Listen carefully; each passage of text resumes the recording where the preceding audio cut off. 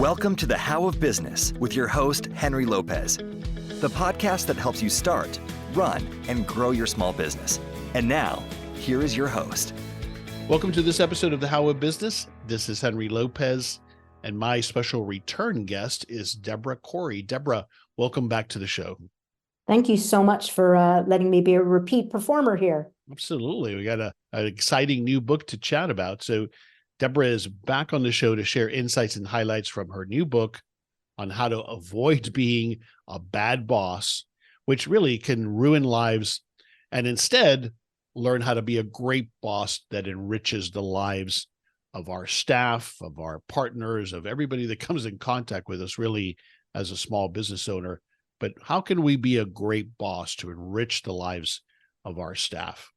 To get more information about the How of Business, including the show notes page for this episode, and to learn more about my one-on-one and group coaching programs, please visit thehowofbusiness.com. I also encourage you, wherever you might be listening to this episode, to subscribe so you don't miss any new episodes.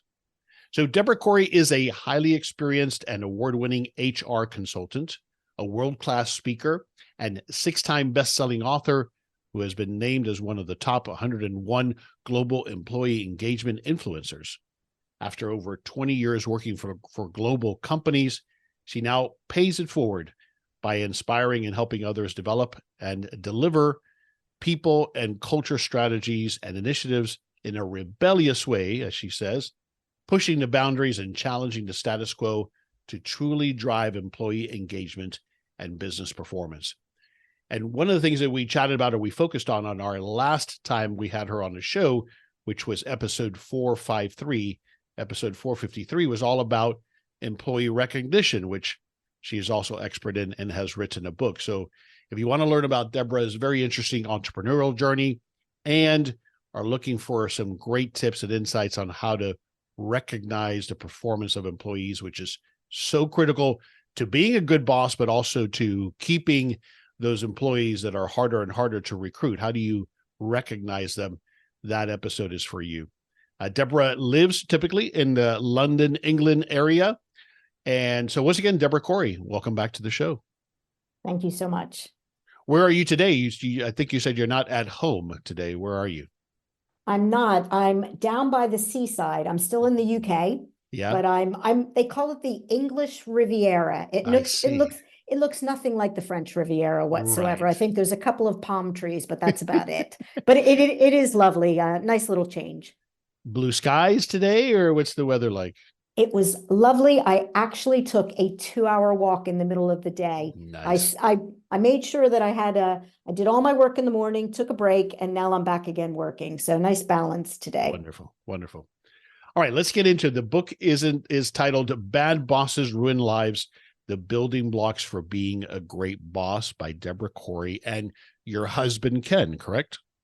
I did. This is the first time I've written a book with him, but we used to do dog walks and I would be talking about this book, and he is an engineering leader, an engineering manager. And I just thought it would be just such an interesting perspective sharing his at the same time as mine. And I'm really glad I partnered with him. We had some really good discussions, and I think the book is much better having both of our perspectives. Mm-hmm. Have you had a co-author before, or is this the first time you've co-authored a book? This is my second one. So but the second one was with my boss. So it's very different writing with your boss as opposed to writing with your partner. Yes, but we're still married, so that's good. Yeah, that was good. That's the ultimate test, right? Exactly. Exactly. It's similar to being in business with a spouse, which I have done and do. All right. So the question I always ask first is, why did you write the book and who is it for?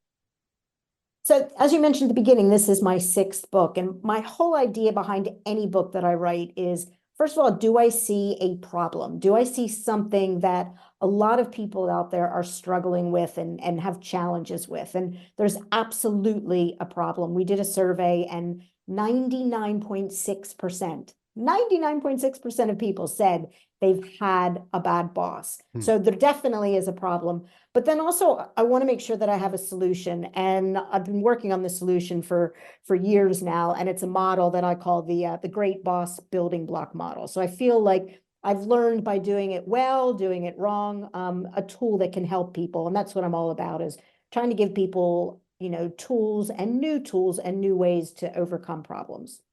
And so ideally, who did you see as the audience for this? It's interesting. I was talking to someone the other day and they said, is it just for bad bosses? And I said, well, to be honest with you, we're all bad bosses. None of us are perfect.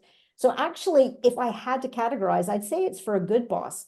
Someone who is, they're doing a good job, but they know they need to do it better. They want to do it better. That's who I'm really trying to focus in on. Those people who really want to learn, and people who want to, I think you said at the beginning, instead of ruin lives, they want to enrich lives. I'm not going for the 1% of people who don't really care that they're ruining lives, because to be honest, they'll never pick the book up. Oh no, they won't. And even if they were to be forced to read it, they won't take it in. So the reason I was so interested in, as a small business owner, whether you're planning to start your first business, and maybe you've been a boss to some degree in the corporate world, but now as a business owner, you're going to be the boss. So it's critical that we learn how to do it well. The other challenge is that for business owners, we are by nature type A, controlling personalities. And that's one of the attributes that can lead to being a bad boss if we don't manage that. And so I think it applies so much to people who want to do it well. Absolutely. And I think the other thing is, as you all know, as a business owner, people follow your lead. And I think one of the main reasons why we have almost 100% of people who have had a bad boss is that we all have role models. So the more that you can get it right, again, I don't expect anyone to be perfect, but the more you get it right, you're setting up all your other bosses to do it well. When you can't be around, you make sure that everyone is following and using the tools appropriately. Yeah. You opened the book with your bad boss story. So I was hoping maybe you could give us a summarized version of that. Sure. And interestingly enough, this story was something I shared with my co-author in my second book. You asked me, if I've written with someone before, and we were writing the chapter on leadership and management. And I told him the story of how I had a boss and how my boss had ruined my life. And he's like, what do you mean your boss ruined your life? And I said that my boss made my life so difficult, so challenging, that I couldn't leave the office and just, wash it off. It was something that came home with me each and every night. So much so that when I came home, and I don't know if anyone's been in this situation, hopefully not, I had to walk around the block a few times. I had to sort of decompress. I had to just put on a new persona so that my young children didn't have to see it. And it wasn't until my daughter, who was about 8 at the time, chased after me one day and was like, Mom, what's wrong? Why are you so upset? That I realized, you know what? It's not just impacting my life, it's impacting theirs. And I went in the next day and talked to my boss and said, you know what? This isn't working. It just wasn't worth it. It wasn't worth it. So that was my initial bad boss story, and that's where the title of the book came from. Yeah. So in your experience, I have some ideas on this, but why do so many people end up being such horribly bad bosses? What do you think are some of the things that lead that to happen? I mean, I guess fundamentally it's because we're all humans and we manage humans. So, we're never going to get things right. And that's really what I want the book to really break down some barriers and just say, do you know what? We're never going to get it right. Each person, I mean, I'm sure each of you are like this. Not every person that's on your team is the same. So for one person, a great boss may look one way, but for another person, that might be a bad boss. So I think that human aspect absolutely impacts it. And also I think for a lot of us, we don't see it in ourselves. It was, really cathartic writing this book. Cathartic and a bit sad, because each of the 10 types of bad bosses, I had a story for every one of when I had done this myself. And actually, I encourage people to do that. Think back, did I do this? What was the impact? What can I do differently? Because it is going to happen and it will continue to happen. This point of we don't see it, I think, is critical here, because I think that is part of what happens to us as business owners. We understandably go into, for us, most of us as small business owners, limited resources. At the start, we have to do it all. We have to be assertive. We got to make lots of decisions. We just have to charge forward. It's the reason we become business owners and everybody else doesn't do it, is we're willing to take on that responsibility, accountability, the hard work. But we can lose ourselves there and not see that then it takes a different approach to become a boss. We cannot put those same pressures on our staff members because they have different motivations, right? Yeah, absolutely. We have different motivations. And also, I think that, when you're starting out your own business, you've got a lot of things in your head. So you know why you're doing things. You That's know right. why all of a sudden something is, more important than something else. And, I was a bad boss just the other day with my husband when we were doing some blogs because I hadn't shared with him my strategy. I was in such a rush that I hadn't shared with him my strategy. And he spent a whole day writing a blog, which was completely misaligned with my strategy. And that's a perfect example of one of the bad bosses, which is a hoarder. So, it's just because I was so into my own head that I didn't think of him. The other thing that comes to mind, I spent most of my corporate career in sales. And what happens in sales is people get promoted to manager, to a boss position, because they were good at individual sales, right? So the top sales guy or gal got the opportunity to be the sales manager next. But that does not a good boss always make, right? So sometimes, certainly in the corporate world, it doesn't happen as much in small business, but in the corporate world, certainly people become bosses and they simply don't have the skills to do it well. Absolutely. And one of the things that I talk about in the book are some of the myths and misconceptions. And that's one of them, is that just because you're a great individual contributor, it means you're going to be a great boss. So I think that sometimes we put people in jobs as a boss because, it's the only way to make more money. And we shouldn't do that. We should make sure that we create career paths so that if someone does not have the skills to be a great boss, we don't throw them into it. Or sometimes, and it happened to me in one of my stories about being a bad boss that I have in the book, it's because I was thrown in to be a boss without any training. They're like, okay, I'm going to move you from San Francisco to London and without any training. And we're going to expect you to be able to lead a bunch of Brits who culturally are very different than you. Right. And needless to say, I made quite a few mistakes there. Can imagine. All right, you mentioned the hoarder. There's a whole list that you cover in detail in the book of the different types of bad bosses, and I'm sure bad bosses can have multiple of those, bad behaviors. But what's another couple of examples? Particularly, I'm thinking, Debra, ones that might more specifically apply to small business environments. What's another one or two types of bad bosses?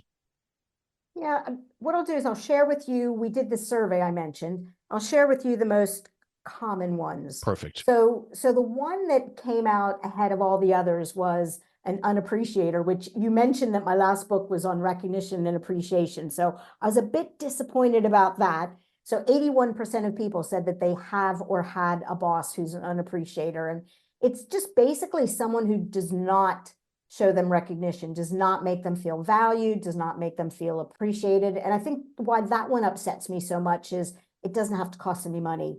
Sometimes we think that, people don't do it because it costs a lot of money. Let's be real. It takes a minute to say thank you to someone in a genuine and meaningful way. So to me, that's one where I just want to jump up and down and say, okay, just do it. And especially as a small business owner, you're going to need to rally the troops. Things are going to be tough. Things are going to be challenging. If you just pause, even a simple every Friday, you go around and you show appreciation to people, it will make such a huge difference. Don't have to throw money at it. This is a big one. So let me jump in here because I have several clients that come to mind, and I understand it. I get it. There are some people who I'll use the term, they're not great cheerleaders. In other words, they don't think about this. They didn't need it, or they don't think they needed it, right? Probably because most of us are damaged by the time we get here and we just never got that praise, from whomever, but we just don't think it's important. We don't need it, so we don't think anybody else needs it.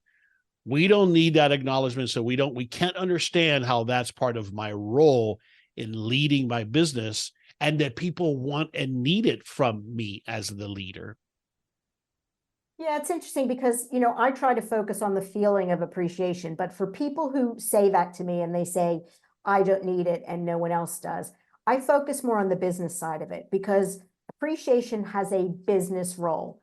If you do not show appreciation to your people, you're not giving them that positive feedback, which means they're not going to be as productive. They're not going to know that, this is something that you value. This is something that you want them to do over and over again. So if you don't get it from a feeling perspective, and that's absolutely fine. Not everybody has that need for that feeling. See it as a business tool and see it as, if I give appreciation, it's going to make my person perform better. And if that doesn't work, the number one reason why people leave a company is lack of appreciation. So use it as a retention tool as well. Yeah, well said. Well said. Okay, so the unappreciative boss, what is the other top one? Yeah, the next two came in at a tie. So 80% of people said this one shouldn't be a surprise, a micromanager. And then the other one was an avoider.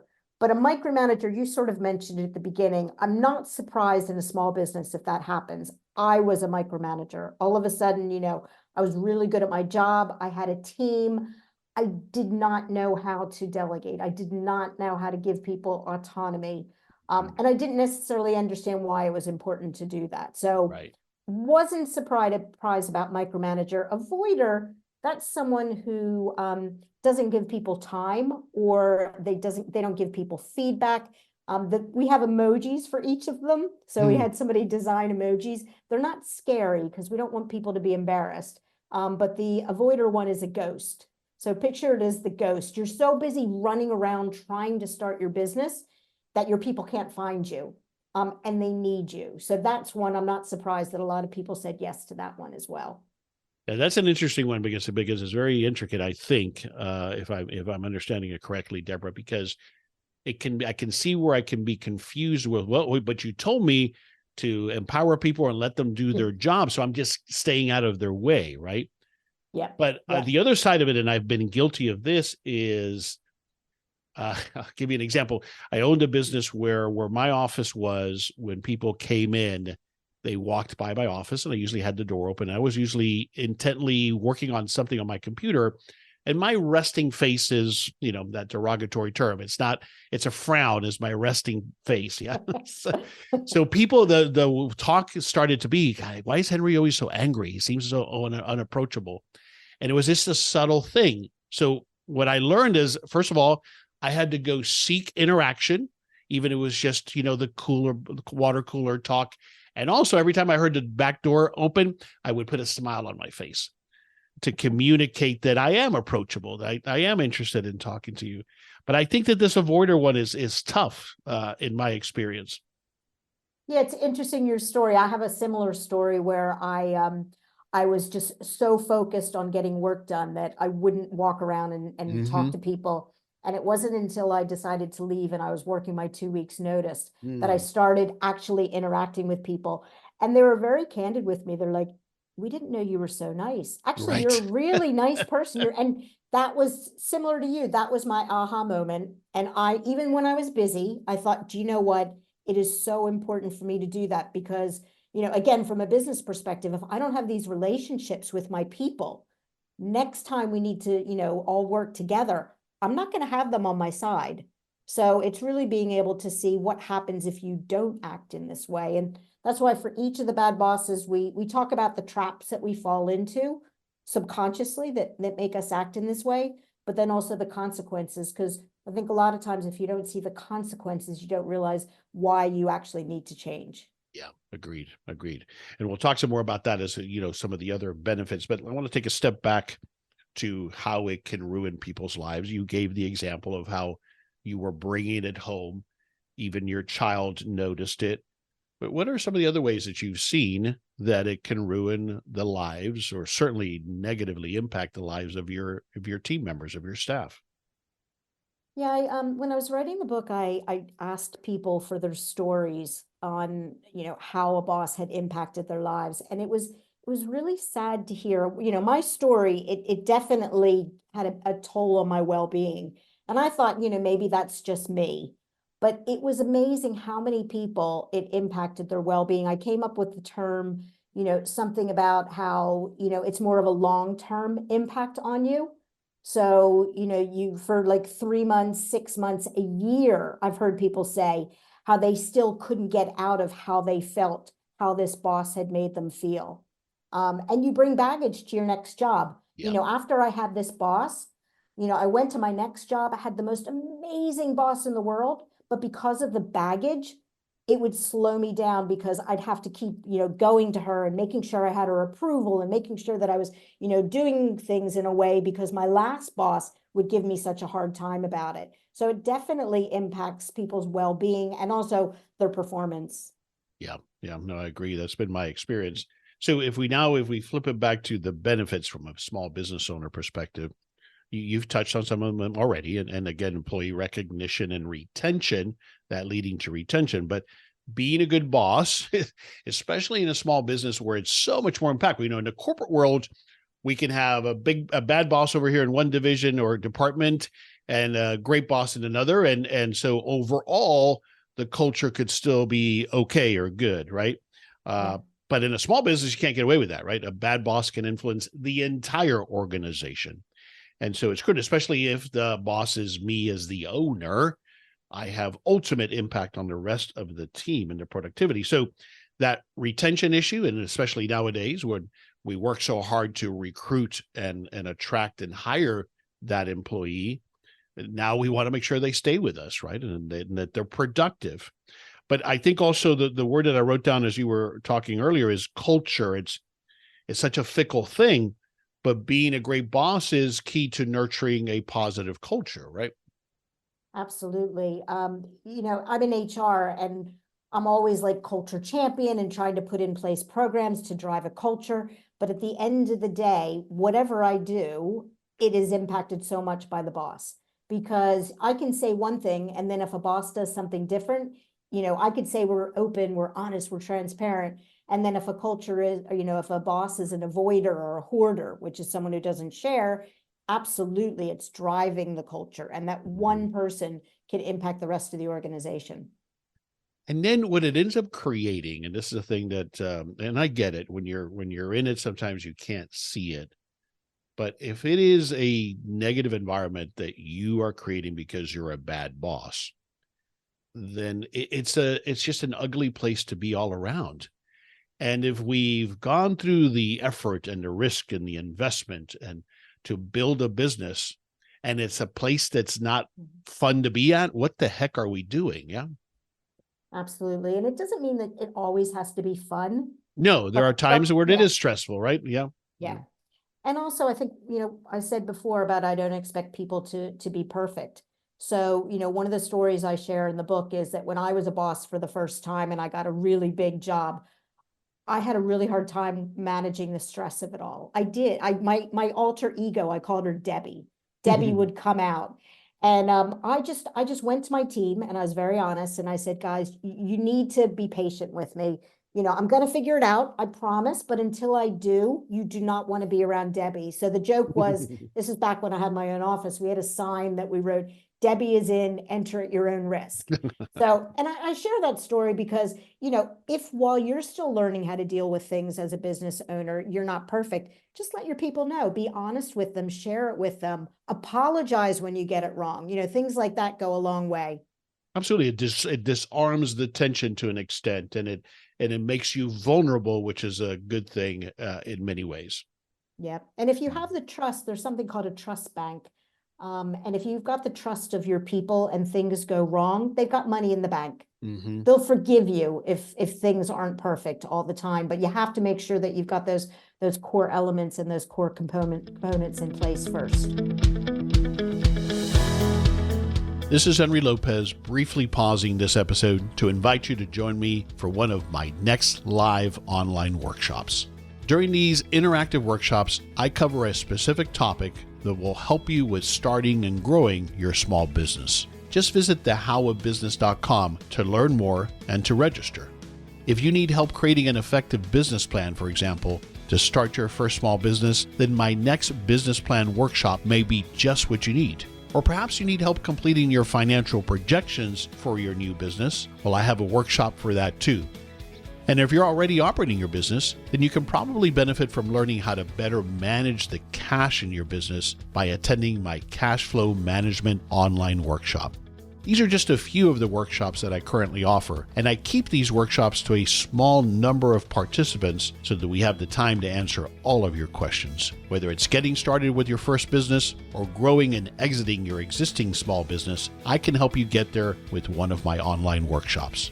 To find out more and to register for a live online workshop, please visit thehowofbusiness.com.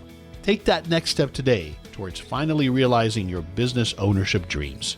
I look forward to having you join me for my next workshop.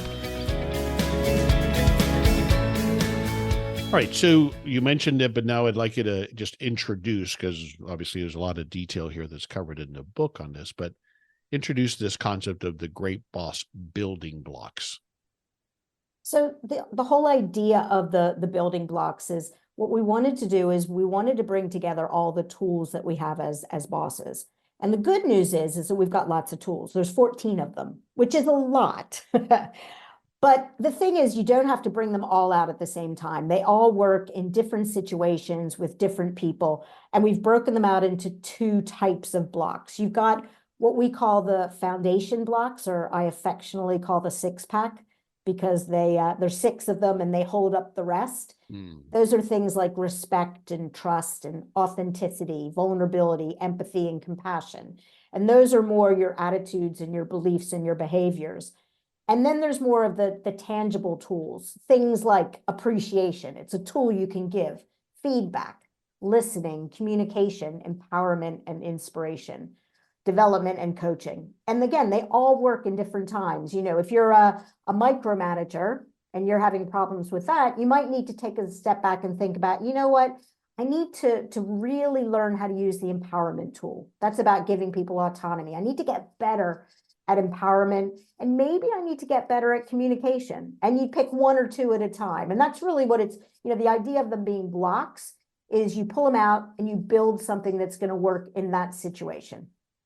Yeah, and so the way that I saw the book, and you tell me you think it's fair, is part reference guide, because I can come back to it as I'm developing, or I need to focus on one or more of these blocks. Is that fair? Absolutely. All of my books, the way I write them is you don't have to read them from beginning to end. You're right. You see a situation, you know, you glance through it, you get a general idea of it. And then when you're having a problem in a different area, you go to that. And then you might say, do you know what? I'm really struggling when it comes to, I don't know, compassion. I've read the chapter, but then I share like 3 or 4 other books that really dig deep into it, if it's something that you feel like you need a little bit more help in that area. So I'm not trying to solve all the world's problems in this book. Yeah. You know, it's more about awareness, give people the basics, and then if they need that advanced course, point them in the right direction. Yeah, that's fair. And the other takeaway is, the good news is that if you want to be a good boss, or if you're not a great boss and you want to avoid becoming a bad boss, you can fix this. You can change. Absolutely. Absolutely. I mean, we're not talking about things that are like so difficult, you know, it's not climbing Mount Kilimanjaro. You know, we talked about appreciation. It can be as simple as every Friday, as I said before, just going around and thanking people. You know, if you're that busy, do it once a week. So there's some small little things that you can do that can make a huge difference. You know, my sign, Debbie is in, that made a big difference. And actually it was quite funny. So there you go. Yeah, and again, to go back to that, because it's so brilliant, is sometimes humor gives people a permission to acknowledge the white elephant. Everybody knows it's there, but now it kind of takes away some of the power of it, right? And it's okay. Yes, I acknowledge that there are times when I'm not going to be the most approachable person, but I'm working on it, and it doesn't mean that that's who I am all the time, you know, as an example with that. All right, there are 2 building blocks as I was reading through the book that I wanted to do a little deeper dive in here. One is vulnerability. So talk to me first. What do you mean by vulnerability in this context? Yeah, you know, it's interesting. There's all of the blocks are next to each other, so they sort of have partners. So vulnerability is partnered with authenticity. And the way I like to think about them is that they're things that you wear. So everything else is more about things that you do. But what makes vulnerability and authenticity different is you have to wear these, which takes a lot of courage to do that. And I think especially if you're starting out a business, you know, people are looking at you as the founder. You know, you've got all the answers, you know exactly what you're doing. And actually, my biggest tip to you is, you know what, do not present yourself that way to people. The more you can show people that you're a human and that, you know what, you're not perfect, the more they'll come to you and be open with you and share with you. One of my best CEOs, he did that all the time, and he role modeled it to me. He would admit when he made a mistake, and I thought, you know what? I think that's great. I respect him more for doing that. So I think it's a hard one to wear, but there's such power in vulnerability. Oh, I agree. And of course, we were just talking about that in your example, the vulnerability of admitting, hey, sometimes Debbie comes out, and so I'm working on that. It can apply to, we've got a challenge right now. Sales are down for the last year, and I don't completely know why. And being vulnerable about that takes a lot. But here's what I have found, Debra, that people are looking for. They want that vulnerability so they can connect with us on a human level, but then they do need from us, but I'm going to lead us to figure it out. And with your help, we're going to figure this out. That's the leadership part. In other words, it can't be, I'm vulnerable, these things are not working well, I have no idea how to solve it, and I don't know if I'm going to get us there. You got to be careful there with that vulnerability. But am I making myself clear? Does that make sense? I think it's a great point. Vulnerability doesn't mean washing your hands of something. Right. I think you're right. You wear a different hat. And it's interesting because I can remember like it was yesterday. I worked for a boss, and I told him I was going out and talking to business partners to get some ideas for a new program. And he said to me, "Isn't that why I hired you? Aren't you supposed to have all of the answers?" And for years, that's what I heard. Anytime I would go to somebody and want to ask for their opinion. And then finally I thought, I'm just ignoring, this person who's talking in my ear all the time. And all of a sudden the magic happened. And I heard so many more amazing ideas. I always joke and say my best ideas come from other people. But my role as a leader is to pull those ideas out of people, but also understand which are the ones strategically, because that's where you probably know more as a leader than everyone else. Exactly. How does it fit into the strategy? How can I make it happen? And that's your role, and that's what you need to embrace. Yeah, well said. Well said. Listening is the other one, and you can imagine why I picked that one, because I find that to be certainly one of those root ones that impacts so many other things. But tell me about listening in the context of a building block here. Yeah, and it's a nice one to go along with vulnerability, because again, if you're going to be vulnerable and you're going to ask people for ideas, you have to listen. And one of the quotes, I love putting quotes in books, is there's a book that says that, there's a reason why you have two ears and one mouth. Sometimes you need to just shut up and listen, and you need to give people the floor, and you need to, one of the best things I've seen in a culture and an organization is having an organization where you listen and you encourage people to speak up. That, to me, I used the word magic before, that is where the magic happens. And the more you can do as you're beginning your business, the better it is. I had speak up as a value at one of my companies, and I loved it because it gave people permission to speak up. It gave those quiet people permission to say, do you know what? We have a value of speak up. I'm just going to talk. I'm going to share something. And then you as a leader need to listen and really actively listen. Again, that's a mistake I made before. I listened to people, but I don't know about you. My brain would be going at about 20. Yeah. And I'm like, okay, I hear what they say, but I'm going to come up with 3 ideas while they're talking. Yeah. You cannot do that, because you're going to miss all the magical things that they're going to say. Or I'm thinking immediately as to how I'm going to reject this idea one way or another.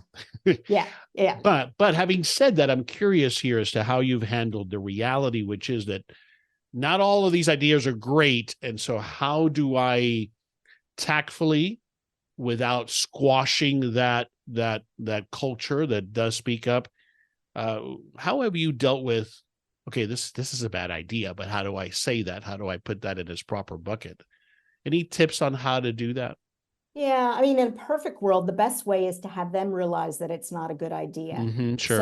So if you can ask some questions, and I'm very strategically focused. So if the idea is, and it depends why it's a bad idea, but say I'm in HR. So just say I'm coming up with, I know I was doing focus groups with our employees, and I was asking them for new benefits and this benefit ideas. And this one guy kept saying, I want free haircuts. I want free haircuts. That's what I want.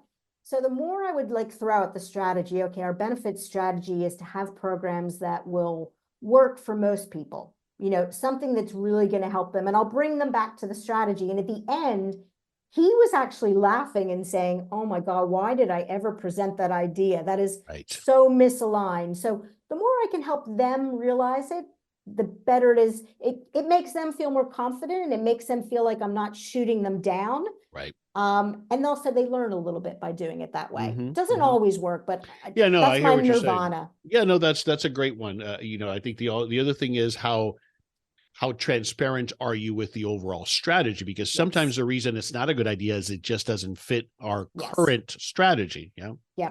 Yep. So, and I think if you don't dismiss it, that works as well. So, like with the haircut one, it's like, okay, this is why it doesn't fit with our strategy. That doesn't mean it's not a good idea. And actually, one of the things I did is I put in a well-being allowance, and I said, I'm going to do a well-being allowance. So if you really want to get your haircut, do you know what? Use your allowance for this. So it's a good idea for you. It's just not necessarily a good idea for everyone else. Yeah, that makes sense. Okay, where do I begin to learn to be a great boss? And this kind of partly is, obviously, I know in your book you've got the Great Boss Project Plan, but just even beyond the tools that are in the book. I think it all begins with, it all begins with awareness. And that's why, as much as normally I'm a glass half full and I start with the positive, but in this particular book, I started with the bad boss types. And the only reason that we did that is that we wanted to raise awareness. We wanted people to understand what the different types of bad bosses were so that they could see it in themselves. And then we took it one step further. Luckily, my writing partner is a developer. So I said one day, I think I said, wouldn't it be great if people could go on this free app, answer some questions, and it'll help them figure out which of the 10 types they're good at, great at, and bad at. So we created that as well to help people with awareness. This is that free assessment tool that's on your website. Yeah. Yeah. What I love about this is such an important thing for business owners in particular, because when I'm a bad boss in the corporate world, it's more likely that I'm going to get called out of it, out on it by my boss, right? Or over time and based on feedback. But when I'm the owner, there's nobody calling me out on it, right? Now, I'm going to see the impact why people don't stay on my team, but I have to be even more so aware of it. And then that's this first step to then doing something about it. Absolutely. And one of the things I'd like to develop, and I'm not there yet, is I'd like to develop a tool that your people then can answer that question. A 360 feedback. But until that happens, we talked about joking. I'd sit my people down. I'd show them all the fun little emojis and say, come on, guys, let's talk about this. Which are the ones that you think I'm really great at and I should continue? Which are the ones that, in a perfect world, you think that would make your life better, would make the business stronger? But that only works in an environment where you've kind of, they know you to, because that people are like, oh, shoot, I got to say what I think she wants to hear. Yeah, no, you're right. If you have the trust, if you don't have the trust, there's always ways to do it. You could maybe pick off one of the bad bosses. I don't know, say micromanager, and say, do you know what? Today I want to talk about how we get work done. Let's talk about how, what type of autonomy do you have? What do you feel could help you do it better? And maybe address it that way, which would make people feel more comfortable with it. Yeah, great idea. Great idea. So just briefly tell me what would the project plan. I mean, I've read it, but explain what this Great Boss Project Plan is that you have in the book. Yeah, it's all about moving through the journey of being a great boss. And, I mentioned awareness. That's the first A. So it's about awareness. Then it's acceptance, which isn't always easy to accept it. But then you move on to acceptance, and then you move into action. So depending on, whether you take the test or you just look through it yourself, which are the top few types of bad bosses that I really struggle with? And then which are the building blocks that I could work on? You might find that there's 2 or 3 that you need to work on. And actually, there's only one of the building blocks that you need to focus on. So take the action. And then the last one is accountability. So what are you going to do to hold yourself accountable? And if you've got bosses in your organization, what are you going to do to hold them accountable? Because where it's really going to fail is if there's no accountability. And I've seen that in organizations where you just let bad bosses to, get out there and continue ruining lives, and there has to be accountability.